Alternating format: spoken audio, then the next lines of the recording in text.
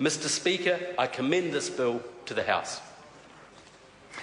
The question is that the motion be agreed to.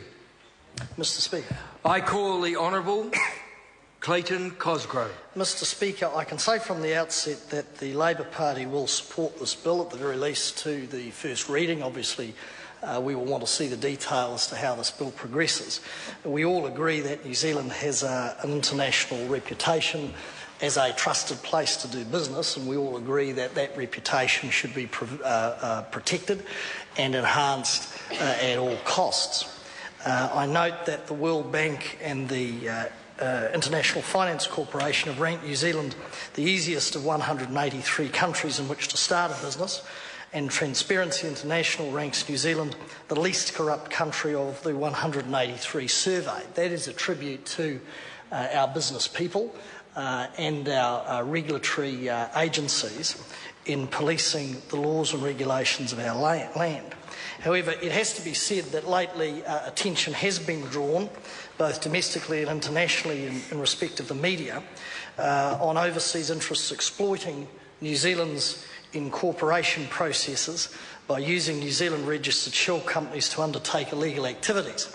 In fact, I'm advised that a New Zealand registered company was used to run a $25 million Ponzi scheme. I know the National Party are very fond of that term in recent days, given that it has some relevance to other matters before the House. But the Ponzi scheme by an American chief executive and owner who's now facing up to 15.5 years in the United States jail after pleading guilty. So the question arises, this is a sound, in principle, this is a sound piece of legislation, yet the government has taken some time to process and have this bill introduced to the Parliament.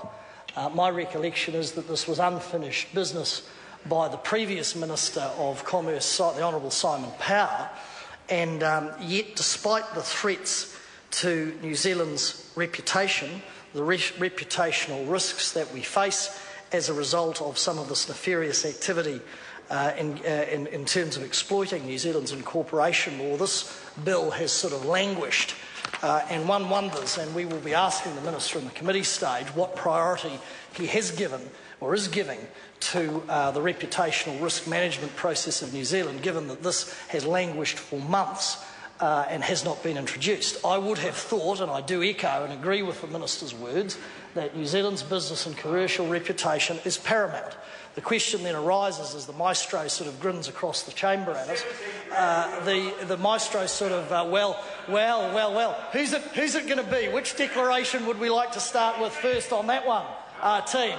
Would we like to start with Mr Foss's or the maestro or Mr Young or any of them? Because I'm very happy to have this debate,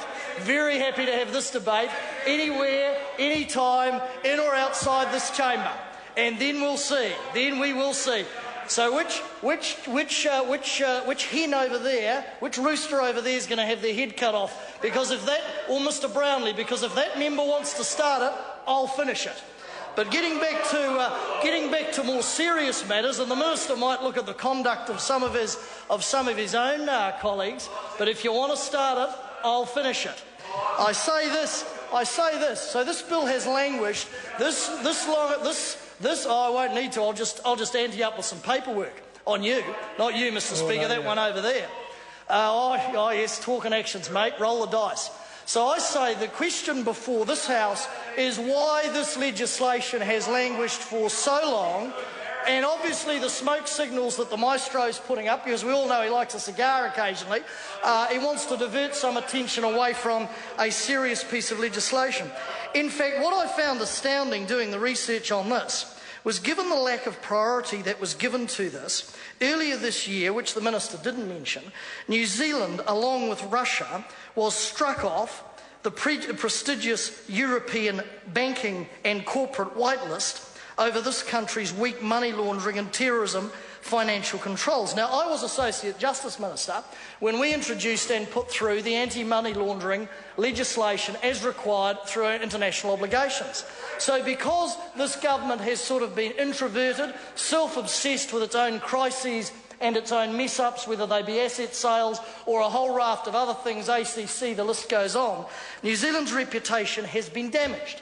We have been removed from that whitelist. I know Mr Macleay, who I believe worked for the European Union or some of its agencies in a previous lifetime, will know very well the value of that institution and the value of being on the whitelist. We were struck off, and what that means is that banks and institutions in the EU will not be entitled anymore to make simplified research for banks and financial institutions registered in New Zealand. And it also means, as I'm sure Mr Macleay is aware, and he might want to proffer some advice to his minister, that European institutions can no longer accept and acknowledge customer identification and analysis performed in New Zealand. Now, I recall the anti-money laundering legislation very well, and we got all the banks in and the financial institutions because we were at pains to come up with a scheme of arrangement, given that we were obliged to put this legislation and these rules in place. That was appropriate, at an appropriate level, wasn't Rolls-Royce, wasn't gilt-edged, but allowed our reputation to be, allowed the financial processes to go through, but also preserved and enhanced our reputation as a country engaging in international commerce. And because this bill has languished and nothing has been done about it, we're off the whitelist. And we're off the whitelist because this minister and his government do not see this as a priority. However, having had a phone call last week from a venerable journalist of the NBR who was at pains to ask myself and other colleagues about where this issue was at, where this anti-shell company legislation was going to come back into the Parliament, and asked and noted that it had languished for so long, then, hey presto, an article appears in the NBR, and my word, here we are today, Tuesday night, 5 to 8, in the Parliament, ministers' feet put to the fire by the media, and we're processing the bill. Well, I want to thank that journalist. I want to thank him from the bottom of my heart, as do the business people and commercial entrepreneurs around this country, for attempting to call this minister and his government to account and ask the question as to when this legislation would ever see the light of day. Because this is important. Any legislation, regulation or scheme of arrangement that preserves our transparency, preserves our reputation as uncorruptible, keeps us right at the top of the rankings of Transparency International and those other international watchdogs, is vital in terms of easing business and allowing our companies overseas to do deals, and overseas companies in New Zealand to have the confidence they can come here and trust in our institutions. So the question I have for the government and the government members when they stand up to take a call, and I'm sure Mr Coleman, being the vocal sort of fellow he is, will be rushing to jump up on the shoe leather and advance arguments in respect of this, then what I'd like him and his colleagues to tell us is why it has taken so long. Now, I recall Simon Power, I got to say, a pretty diligent Minister of Commerce. Fair go, we disagreed on a few things around the edges in the Justice portfolio, but my colleague said he had a few brains, absolutely, more than a few. And he now resides, I think, in our biggest or second biggest financial institution in New Zealand. Now, he put this up, he started kicking the ball started rolling, and then there was an election, and he shuffled off to a different life, and this minister was put in charge of this. So I want an answer from the minister and his colleagues as to why this has taken so long to get on the order paper and get before the Parliament, Mr Chairman. The bill, as we know, requires each company to register in New Zealand and to have a registered agent if there is no director living in New Zealand or in an approved jurisdiction. Now, this is important because it provides a modicum of accountability within this country. We know that registered agents will be responsible for ensuring companies provide accurate information to the Registrar of Companies and will be liable if companies breach their record keeping and filing requirements under the Companies Act.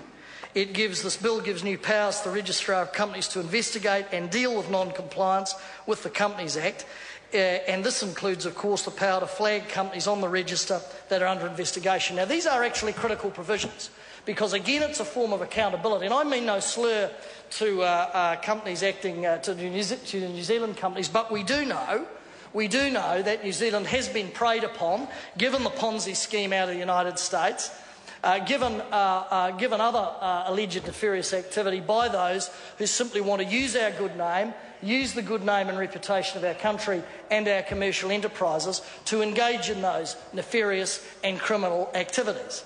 And it is incumbent upon this House to ensure that this legislation, which I'm pretty sure will have basic bipartisan support, but we will be seeking detail obviously, because we agree in principle with it, but it is incumbent upon this Parliament to take whatever measure is necessary to ensure that our reputation as a country is managed well and protected. And I say again to the Minister, we will be very interested in getting reports, and I invite him, and the advice that he provides and his officials provide to the Commerce Committee, I invite him up front to tell us why it took so long.